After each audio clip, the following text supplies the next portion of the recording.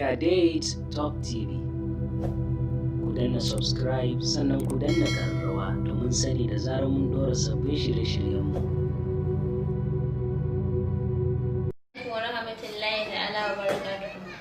Mata yau na zo muku da wani sabon topic ko kuma in ce subject akan wa'azi da kuma faɗakarwa akan mata.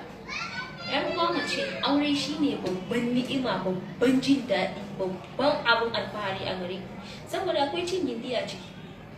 Ba wai ki je ki bi wani ƙato kan kuɗi da bai taka kara ya karya ya ta murmusaki a banza a wofi ba.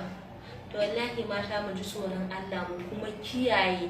Idan kina jin sha'awa ki tabbatar da ke mai sha'awa ce, ki je ki nemi mijinki aure, saboda aure ya fi komai daɗi, ya fi komai ni'ima. Saboda aure ne za a ci gindinki yadda ya kamata, za ki buɗe ki ɗaiɗai mijinki ya tsotsi nonuwan ki cikin lada da nishaɗi, yana ganin girmanki, yana ganin kimanki. Ba ki je wani kato da bai san zafin ki, bai san darajar ki ba, ya gama mutsutsuka ki a banza a wafi kan wani kuɗin da ba zai kashe miki kishin ruwa ba. Wallahi mata mu ji tsoron Allah mu kuma kiyaye. Kin ga idan kika yi aure idan kullum mijinki ya ga dama zai ci ki ne tun daga safe ya fara cin gindinki har zuwa wayewa garin wata safiya, babu zunubi babu aibu, a cikin lada kuke saboda kuna raye sunna ne.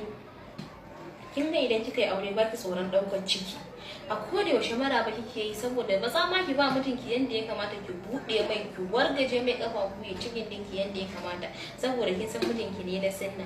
Ba wai ki je ki bi wani ƙato ba. Idan mijinki ya ci ki, Allah Allah kike ma ki samu baby ko kuma ki samu bom, saboda kin san wannan a gaban kowa za ki iya alfahari da ɗanki. Ko a makaranta ne za ka ji an kira wane tun rintsi da an kira shi sai an haɗa shi da sunan uban shi, saboda an san aure ko kuka haife shi. Amma idan kuwa iskanci ne, ke kanki yaron nan ba za ki samu nasuwa da shi ba. Kin je kin saki jiki, kin buɗe gindi, kin ba wani kato ya ci ki, babu gaira babu dalili kan wani ɗan kuɗin da bai taka kara ya karya ba.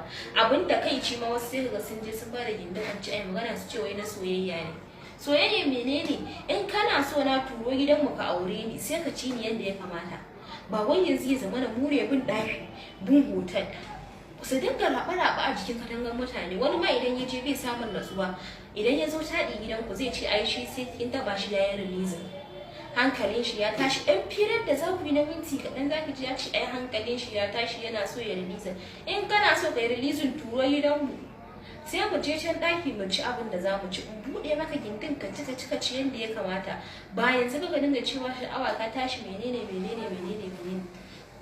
Idan har kana so ka ci, to ta fannin aure ne kaɗai za ka ci, babu shamaki, babu fargaba, babu tsoron ciki, babu tsoron komai da komai, saboda ka san wannan sunna ce, sunnar annabi manzo Allah sallallahu alaihi wasallam. Idan kai ma lada za ka samu, ka ci ta idan ka gana ma kullum ka ci, ba ta ce ma dan me, kuma ba ta hana ka idan har tana da hankali.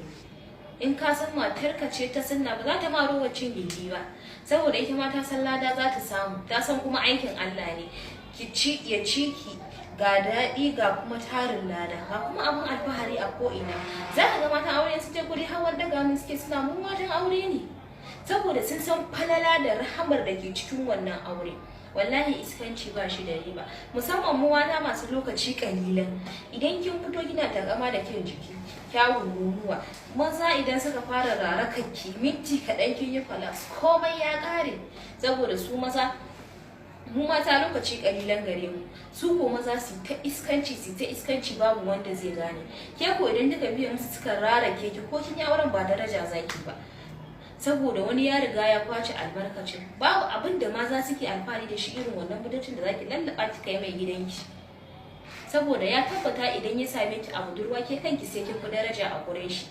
Ki lallaba budurcin ki, sannan ki kama mutuncin kanki. Wallahi idan kika bude gindin ki wani ya ci, ke ma sai an ci yarki.